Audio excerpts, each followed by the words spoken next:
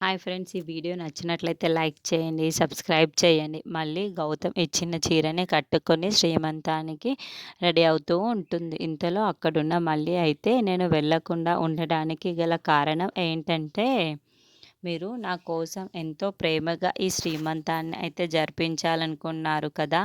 ఎలాగైనా సరే ఈ శ్రీమంతం జరుపుకొని నేను ఇక్కడి నుండి వెళ్ళిపోవాలనుకుంటున్నాను.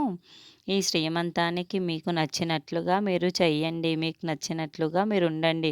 ఎందుకంటే ఇది మీ బిడ్డ కదా! ఈ కోరికైనా మీకు తీరుతుందని నేను అనుకుంటున్నాను. అందుకే ఈ శ్రీమంతాన్ని చేసుకొని నేను ఇక్కడి నుండి ఎలాగైనా తప్పించుకోవాలి. అందుకనే ఇక్కడ ఉన్నాను. లేదంటేనా ఎప్పుడో వెళ్ళిపోయేదాన్ని అని చెప్పేసి అనుకుంటూ ఉంటుంది. ఇంతలో అక్కడున్న మల్లి అయితే ఎలాగైనా సరే నా కడుపులో ఉన్న బిడ్డని మాత్రం నా అక్కకు ఇవ్వాలి.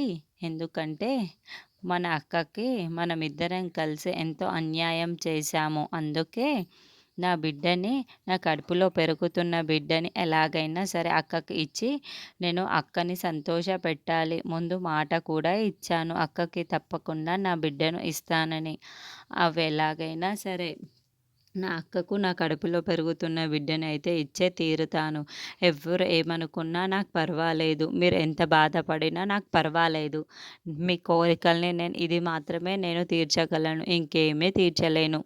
ఈ శ్రీమంతానికి మీకు నచ్చినట్లుగా మీరు ఇంట్లోనే చేసుకోండి అని చెప్పేసి నా కడుపుతో పెరుగుతున్న పాపని అక్కకిస్తా.